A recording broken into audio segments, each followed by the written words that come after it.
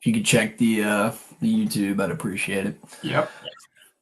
Yo, welcome back to the Out of the Box Show. I'm John Wallace alongside my co-host Chris Calderera, and we hope you all had a wonderful Thanksgiving. I know I did. I know we all ate a ton. I know we all watched a ton of football. We watched LSU on Senior Day in Tiger Stadium take down the Jimbo-less Aggies. Kind of like we've said in the past, it would have been a even better weekend if the Saints would have gotten the job done. But I don't know. Maybe I'm gonna be the first to say. I'm probably not the first to say, but I'm jumping ship on the Saints for this year. I'm like I'm fully in the water. I've already jumped off the boat. There's no redemption shot that this season is going to give me. There's no, we still may make the playoffs because our division's so bad. Maybe DA can turn it around. Maybe if we just unlock a few missing pieces, we'll get it figured out. I'm in full blow it up mode. I'm in full clean house. The older guys on the team. I heard a guy at work today say, Cam Jordan, don't even bring him back for next year, even though he already announced it's his last season. That might be a little bit extreme, but I am in clean house mode as far as the Saints go. But we can't let that get that down. LSU football got the job done, and that's what this show is about. We actually, we may tease this a little bit later in the episode. I actually met an LSU football player, up and coming, played a little bit this year, but is going to be a crucial part to our defense in the future. And he said he would love to come on the podcast. So he couldn't make it on this week, but we may tease it. I don't know. Or we might just let the Out the Box faithful wonder for the next however long it is until we put out another episode, since the regular season of football, college football, is over with. I don't know. I haven't decided yet. I'll decide at some point throughout the show, and you'll know whether or not by the end of the show whether we are going to announce it. But lots to get to on this episode of the Out of the Box podcast. Like we said, Tigers took down the Aggies. JD5 is still very much in the Heisman race. We are going to break it all down. A lot of postseason talk that we are going to get to as LSU awaits their bowl selection show. I believe we were talking about it before the episode. The bowl selection show is on December 3rd, and the Heisman Trophy presentation is on December 9th. I believe, if we are correct. If we're not correct in those dates, don't hold us to it. But I think we got it right. There was a little bit of confusion before we started recording. But all that to say, packed show. Can't wait to get to it. But before we do all that, I want to give a huge shout-out to Blaine Loop with Forte Realty. Blaine is the man. Blaine wants to be your realtor.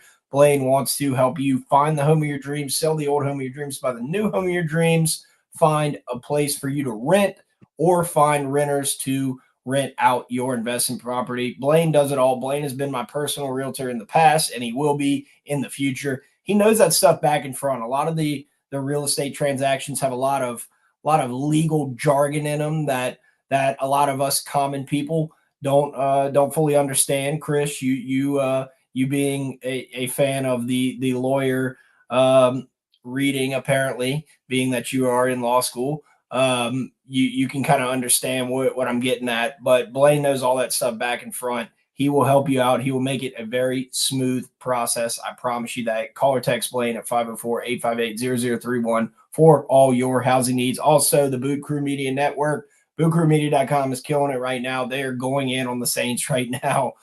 We kind of say it every week. The Saints are really keeping the Boot Crew Media Network filled with content, right? Because they have been so underwhelming this year. They're also covering the JD5 Heisman race. They're also covering everything LSU, you name it, pop culture, bootcrewmedia.com, and on social media at Boot Crew Media. All right, Chris, I know we are recording late in the week. It is Thursday night. We got Thursday night football coming on in a little while, and I know you and I are both going to want to catch the Cowboys take on the Seahawks. So I think a good way to start is to do kind of a brief recap of the Texas A&M game. We're not going to go play by play and break everything down like, maybe like a typical episode. But at the end of this, I want you to answer the question, has Jaden Daniels done enough in the last few weeks to solidify his spot in the Heisman race? Sounds good. All right. Final score, LSU 42, Texas A&M 30. This game, I will go ahead and say it. I was in the stadium, early game. Can't stand the 11 a.m. games. I do not like that they did not have a flyover. I thought for sure they were going to have a flyover for this game. I was amped. I just had a feeling. I woke up thinking about it. You know, I'm a sucker for a flyover. They didn't have that. That's fine. Whatever. This game was also very good, or not all, but this game was very good to live bet. I knew going into this game that our defense was going to be the same as they have been for this entire season. LSU was down at halftime in this game, and I knew we weren't going to lose because A&M is without Jimbo, and not that Jimbo really contributed that much to the win column, but they're kind of a program that doesn't really have a clear direction going forward. But all that to say, LSU was down 17-14 at half, dropped a live bet hammer. I accidentally double clicked the live bet when I was trying to place it in the stadium because the connection was bad, and it ended up paying off. I was sweating a little bit more as the second half played out, but overall, it was more of the same from the defense and more of the same from the offense. There wasn't anything surprising in this game. Malik Neighbors, I believe he became the all-time receptions leader in Tiger football history, and he will be playing in the bowl game, and he will be going for the all-time receiving yards record in the bowl game. Correct me if I'm wrong on that, Chris, but yeah, that was probably the most. It wasn't surprising, but that was kind of the highlight, kind of sideshow to Jaden Daniels' Heisman race. LSU finishing out the season going 9-3. But overall, Chris, thoughts on the game? LSU 42, Texas A&M 30. Yeah, I mean, LSU took care of business. They needed to. I mean, you couldn't drop a game to A&M for a second straight year. I mean, Brian Kelly would have been 0-2 against A&M in his time here. It was a must-win game for this team, especially heading into the postseason and giving yourself an opportunity to finish with back-to-back 10-win seasons, which is going to be, the accomplishment that this team is shooting for at this point. The defense did make me nervous, John. I'm not going to lie to you. You sounded like you had a lot of confidence in LSU pulling this victory away, but there were moments in the third quarter when I thought we probably weren't going to get it done, simply because we had to rely on defensive stops, and we have just not seen too many of those this year. Obviously, when Jaden Daniels gets the ball, he's electric. LSU's got a really good chance of scoring with the offense. Although I will say that, things seemed a little off early. I think Jaden went into the halftime locker room with sub 60 yards passing, one touchdown. A&M did their best. They controlled the time of possession in the game, which was obviously something that they were looking to do, keep the ball out of the offense's hands. And I thought they did a really good job of that. I think that the play call for defense looked different in the second half. I think a couple people have said that. They've pointed that out. Brian Kelly came to the podium after the game saying that, they realized they needed to play trail coverage or something. And I don't know why he thinks that's always a good look to come to the podium after the game and say, oh, yeah, we just realized this thing that we weren't doing that we should be doing. To me, that's not a good look, but I think you saw a lot of Harold Perkins staying on the field for this game. I know Shea Dixon tweeted out. As fans, we had all noticed that Harold Perkins was coming off of the field on third downs because LSU wanted to go into nickel packages. This game, he stayed on the field. And John, really and truly, the second half was night and day for this defense. I thought the defense looked really competent. And I'm focusing on the defense because the offense is what it is. I mean, the offense has been great all year. They finished with 42 points this game. You mentioned how we're going to see Neighbors in the bowl game, which is exciting. And I think we need a hat tip to Kyron Lacey here for the flag that actually set up Malik Neighbors not breaking the record in the regular season. So now he's coming back for the bowl game. So hat tip to Lacey there. But yeah, all in all, John, I thought it was a strong second half and a strong finish to the season. Yeah, I agree. And I mentioned the live bet at halftime. That was not a that had nothing to do with our defense. That had to do, I was kind of looking at the scoreboard and you kind of had a feel throughout the game. You knew LSU, in my mind at least. I don't know. I normally you kind of can have a feel of in Tiger Stadium. This one it was kind of like, uh-oh, are we in trouble? Are we going to drop this? But then again, you look back and you're like, Jaden Daniels is going to put up points in the 40s. And as long as our defense, all we got to do is make a couple stops. And Harold Perkins did have a good game, like you mentioned, but it just, in my mind, I was sitting there like, there's no way we lose this game. But at the same time, I didn't mean to place double the amount on the live bet. I mean, dude, they gotta fix the Wi-Fi in Tiger Stadium because or the service or whatever. Maybe add a cell tower on top of the stadium club. I don't know, but it ended up working out in my favor. So yes, it definitely was the time of possession was the thing that I noticed in the first half. I was just sitting there thinking there is no way. I mean, they dominated the time of possession throughout the entire game, but really in the first half, it felt like we never had the ball. And LSU came out on their first drive, and I did love how they took the deep shot. I believe it was to Brian Thomas on the first play of the game. I feel like they came out and they almost wanted to. They were trying to pad Jaden Daniels' stats instead of just playing their game and playing football. So I think that's kind of where the slow first half came into play. So all in all, Chris, I think you're right. I think it was a great way to end the season. Obviously, it wasn't the best season or the season that we planned for, the season that we hoped for, but it was a strong end to the season. I do want to hear your thoughts on, or your updated thoughts on the Heisman race and Jaden Daniels. Everybody and their mother is tweeting out stats and pleas for Jaden Daniels to win the Heisman. Another thing to mention, I did forget to mention that the band made the Heisman at halftime during the game. That was really cool. Tiger Stadium erupted during that.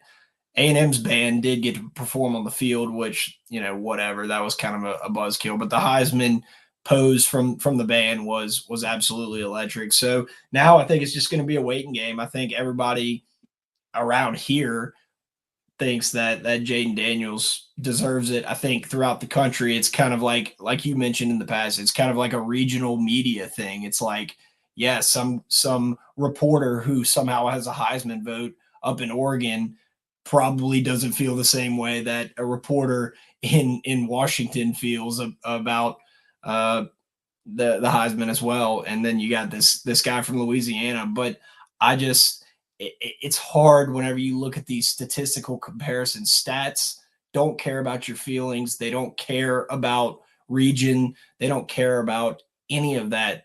All they do is just show the glaring dominance that Jaden Daniels has had over these other guys who are great players. We know that, right? But numbers don't lie. I my whole life is numbers, being in the engineering field, right? So Chris, I do want to hear your updated thoughts on Jaden Daniels for Heisman. I do believe Jaden Daniels last week before the game was the odds-on favorite to win the Heisman, and I believe as it sits right now, I'm gonna pull up the odds while you're giving your thoughts, but I believe Jaden Daniels is a slight underdog to Bo Nix at the moment. Yeah, I believe he is. And a little bit of breaking news too, John. Well, we just started filming this a couple hours ago. LSU tweeted out that Jaden Daniels won the Johnny Unitas Golden Arm Award. That's given to the nation's top quarterback, or it's supposed to be given to the nation's top quarterback. He's the second LSU player to win it since Joe Burrow. A little interesting, for those of you wondering what that means, because I've seen some people comment and say, well, that means he's definitely not winning the Heisman because they gave him that award. And I see some people saying like, oh, well, Joe Burrow won both, so you can win both. Just historically looking back at the past few winners. So Max Duggan won it last year. Obviously, Caleb Williams won the Heisman. Kenny Pickett won it in 2021. Bryce Young won the Heisman. Mac Jones won it in 2020. Devontae Smith won the Heisman. So, it's kind of off and on with who they give it to. It doesn't really always correlate to the Heisman Trophy being in your favor. I know it's an upperclassman award, and the Heisman really isn't that anymore. So there's a difference there. But, John, you spoke about numbers, and this is, again, no secret. We've talked about it on the podcast before. I think that LSU tweeted this out, actually. But if you look at it, this is a two-man race now. Bo Nix, Jaden Daniels, those are the two odds-on favorites, if you want to call it that, to win the Heisman. Bo Nix is the odds-on favorite. Jaden's in second. But if you look at it, games against top 50 defenses, Jaden Daniels has played 6 of them. He's passed for 1,800 yards, 16 touchdowns. He's rushed for 540 yards, 3 touchdowns. Bo Nix has passed for 615 yards, 4 touchdowns, and he's rushed for 39 yards and 2 touchdowns. So not even close, John. And a lot of Oregon fans that I noticed say, oh, well, he's padding stats against teams like Army and Georgia State and Grambling. Actually, if you look at it, John, if you really break down the numbers and you take out the games that Jaden was quote unquote stat padding, his numbers are actually better. Like he's played better in the big games than he has in the smaller games, which is their argument in a nutshell. It's like, oh, well, he's not playing that well when the lights are brightest. Well, I beg to differ, and the stats do too. Adjusted for the weaker games, he's played better in the bigger games, which is saying quite a lot, because in the smaller games, he's not playing poorly. He's playing well in the small games too. He's just playing better in the big games. Again, we both mentioned this. It's not his fault that his DBs can't cover a man to save their life. It's not his fault that we have 3 losses. He's the reason that LSU is on the precipice of another 10-win season. Without Jaden Daniels, without the members of this offense, it would be a really bleak football season in Baton Rouge, but it's not, because Jaden Daniels has shined. I think it would be an absolute tragedy if this award went to Bo Nix simply because he's winning games against weaker opponents. I'm sorry, but 3-7 Arizona State doesn't excite me. It doesn't excite me that Bo Nix threw for however many touchdowns and however many yards when Jaden Daniels was facing Texas A&M, who is no slouch on defense, John. I mean, we're talking about one of the top defenses in the SEC and one of the top defenses in the country. It's just not the same, and it's a shame that people are seeing the loss column and they're making all of their judgments based on that. You're right. It is a shame. I do have the Heisman odds pulled up right now. It's kind of depressing to look at, given all that you just said and the facts that you were spitting. But Bo Nix is now the minus 200 favorite to win the Heisman, with Jaden Daniels at plus 160. So, yeah, I mean, who knows? Maybe you're getting good value there on Jaden Daniels. Maybe it'll be him slipping in at the end with the votes. But it's going to be interesting to see how it turns out. Like you said, it's going to be a tragedy if he doesn't win it, but he will be remembered for the way he led this team and his dominance. Nobody, and he'll be remembered for getting robbed of the Heisman Trophy if he doesn't win it. So I think although it will be highway robbery if he doesn't win it, LSU fans at least will always remember, and he will be talked about among the great quarterbacks in college football history, because anytime you're being mentioned in the same breath or the same conversation as guys like Joe Burrow, Robert Griffin III. Robert Griffin III has been Jaden Daniels' biggest advocate to win the Heisman Trophy. It's crazy to think about, really. But all that to say, I think we need to clean up the LSU regular season talk. We'll clean up the Jaden Daniels talk with Workbox. Was with Martine last weekend. We were having a great time, but guess what he was also doing? He was working. It was a game day out at LSU, and there was a lot of porta potties that were not work box, and that is a shame because they were under par. You would never have that happen with Workbox. Workbox is the leader in porta potties, portable restroom rentals, luxury restroom rentals, roll off dumpsters, portable office buildings, all of those wonderful things to help you, whether it's a construction site, whether you're having a party at your house. It all falls under the Workbox umbrella. Make sure to give Martina a call. That number is 225-343-4886. All right, Chris. So I want to do a quick little lightning round of LSU football questions that are kind of bouncing around. Let's just say Tiger droppings right now. First question is thoughts on potentially what bowl game we're going to go to. I personally, Cheez-It Bowl last year, I'm a fan of them dumping Cheez-Its all over the coach. I'm a fan of the Cheez-It Angels that our players were doing. But that being facetious, what are your thoughts on potential bowl games? Yeah, the Cheez-It Bowl would be interesting. It's the Cheez-It Citrus Bowl. So we've been to that so many times now. But I'm fine with it depending on the matchup. It's looking like we may actually be heading to the ReliaQuest Bowl against Notre Dame, which would be super interesting considering the animosity that's grown between LSU and Notre Dame since Brian Kelly took the head coaching job, which I think the bowl pickers are going to want to see. I think that is probably why a lot of the projections are spitting out Notre Dame. I saw another one, John, that was Iowa in the Citrus Bowl. I would not like that at all. I know Iowa's got a really good defense, but I mean, offensively, man, they're just that would just be a dud of the game. So I am actually, given the projections I've seen, I'm hoping for Notre Dame and probably what will be the ReliaQuest Bowl. Shout out Iowa, or not? Yeah, Iowa. They had the lowest over/under total of any college football game ever. I believe it was 24.5. And I don't take unders. You know that. Everybody knows that. But I said, this is so absurd. Let's ride. And I believe the score at halftime was 17-10. So you're like, wow, this is toast, right? Wrong. The final score ended. No, it wasn't 17-10. That would get you over 24.5. The score at halftime was like 10-3 or so. I can't remember what it was, but the final score, I believe, was 13-10.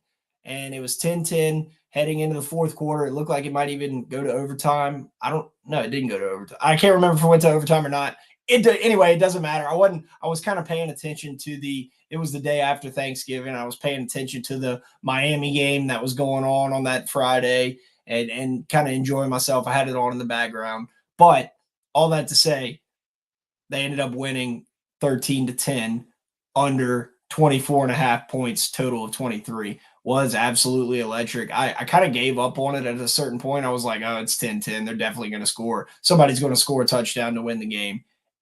And then that is the greatest feeling ever whenever you check a score that you kind of forgot about and then realize that it won. So anyway, I just wanted to announce that. I got a little excited there. I couldn't really remember. I must have had the turkey fog going on in my head to where I couldn't remember the score. But and everybody knows my math is not good in the first place. So all right, next question.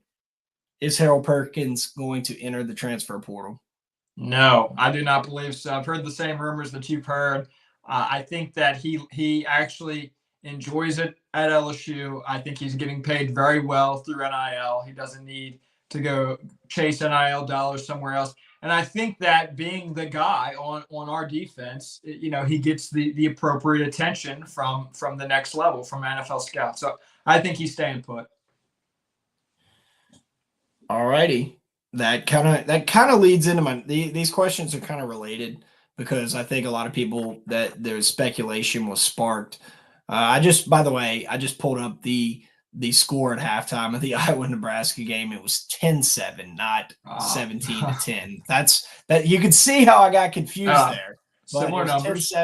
10-7 at halftime, and the game actually got decided in the fourth quarter. Iowa kicked a field goal, I believe, with like it says it right here, 0.04 seconds left to win the game. So anyway, I had to make sure I corrected my stats for people that are gonna text me and be like, dude, like you're wrong. You're wrong anyway. So all right.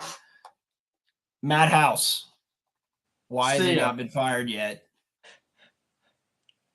Yeah, no, he's gone, John. He's gone. I saw that Jordy Culotta was making waves in his show because he suggested, he didn't say anything one way or the other. He just suggested that maybe Matt House might be coming back next season. I do not see that happening. I don't think it's a tenable solution at this point in time to just fire all of your position coaches and keep your defensive coordinator. That's not going to cut the mustard here. And to be quite frank with you, John, LSU doesn't have to. Like I know some people have argued like, well, Matt House looked good his first year and then he looked really bad his second year. So maybe, we can wait it out and see if he looks good again his third year. This is LSU. We do not have to do that. This isn't some poverty school. We can go out and we can get a better defensive coordinator. It was a complete disservice. You mean to tell me that there's not a single defensive coordinator in this country who couldn't have done a better job with these kids than Matt House? Because if you believe that, I cannot see eye to eye with you. I do not understand that. I guarantee you that there is a man in this country who can coach those kids better. And for that reason, Matt House should not return next year. I think that's a really smart and good way to put it, right?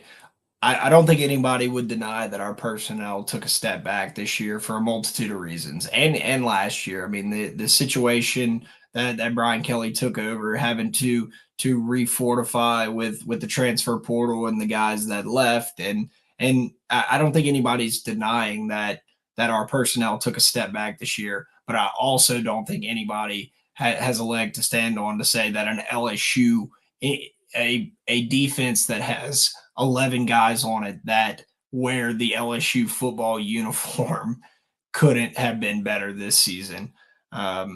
Particularly, in my opinion, the defensive line, right? I mean, we knew going into the season. I remember months ago thinking, okay, we got Harold Perkins. We're going to be our linebackers are going to be decent. We got Greg Penn returning. We got Mason Smith on the D-line, Mekhi Wingo coming back, Jacoby and Guillory. We got all these guys. We're like, okay, our secondary is going to be the problem, and it was the entire defense. So you are correct. Both things can be true at the same time, right? Our personnel took a step back in some areas, right? And we weren't coached well in other aspects. So I agree with you there. It is kind of weird, though. It is funny, like, looking at Twitter, seeing, like, why has he not been fired yet? Like, immediately after the game. It's like, I mean, Brian Kelly's probably just, like, a good dude. And there's a number of things you got to think about when firing a coach. It's not just like, all right, see you, pack your bags. It's like, this guy is still recruiting guys to come play at LSU. And the thought was behind the Harold Perkins transfer theory was that he would leave if Matt House got fired. So that's kind of why I said those questions kind of went hand in hand. Another positive news, Mike Denbrock, finalist for the Broyles Award. I think that is insane that you can have a one offensive coordinator on one side of the ball being nominated for awards for being the best offensive coordinator, and then you can have on the flip side as bad as Matt House was. So Chris, thoughts on Mike Denbrock and his future as the coordinator for LSU? Kudos to Mike Denbrock. The offense looked great, obviously in large part because of Jaden, but I thought his play call was really complimentary to the talent that we had on the team this year. That was a gripe against Denbrock in the first season. People felt like he wasn't necessarily calling plays that were complimentary to the talent that we had. I think that Joe Sloan should also get some credit for how the offense has looked. He's the quarterback's coach. But yeah, kudos to Mike Denbrock, and not to dovetail this back to the Matt House argument, but people have used Mike Denbrock as an example for why we should maybe keep Matt House, because he didn't look great. Like, the offense didn't look great year one, and now he's up for, the best assistant coach in the country. I think the difference is, though, John, is that last year the offense wasn't so inept that it cost you games. I think there were stretches where the offense didn't look good, and maybe you could question the play calling or guys being coached in certain positions, but it was never bad enough to make you lose games. Our defense cost us a special season this year. There's no way Matt House should come back. So, again, off of Matt House, kudos to Mike Denbrock, but I did want to mention that as well. Straight facts coming from Mr. Calderera there. All right, Chris, I think that's good for our lightning round. And unless there's some other LSU football related news as we kind of end the season that you would like to talk about, but I think we're going to go ahead and get to the House Always Wins segment presented by the House Bar in Tigerland. And before I can do the ad read, this is going to be a very short House Always Wins segment. Just so everybody knows, Chris, this is going to be the shortest House Always Wins segment ever. Yeah. Shout out to the House Bar in Tigerland, best bar in Tigerland, best pizza, best beer, House Bar in Tigerland. The guys over there want to make it feel like home, and it does. Jeff and Casey are our guys over there. They have been sponsors of this podcast since day one.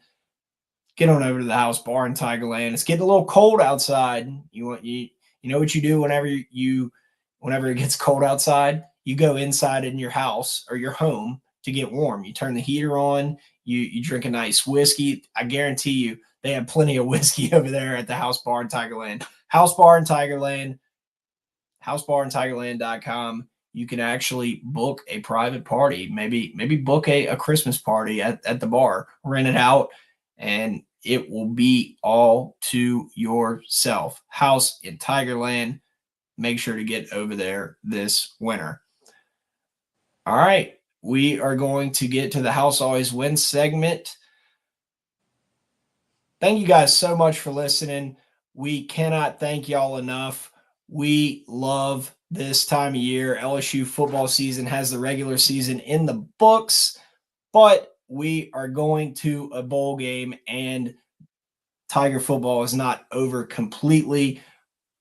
We are going to take a little break. I think, Chris, you got finals coming up. Luffy's got tests that he's studying for. We're probably likely going to do a reaction show from after the Heisman. So we will probably be back the week of December 11th. So be on the lookout for that. We're going to take some although we took the week before the A&M game off, that was mainly to do with Thanksgiving and it being a short week. We hope you had a wonderful Thanksgiving and your families. Shout out to all of our great sponsors, the House Bar in Tigerland, Workbox LLC, Blaine Loop with Forte Realty, and the Boot Crew Media Network. Thank you guys so much for listening. We will see y'all in a few weeks. And Chris, did I not tell you that was going to be the shortest House Always Wins segment ever? Oh, it was short. It was short and sweet. I can't lose. Do you know why it was short? Do you know why it was short? Why? On the last episode that we recorded, you went 0-2.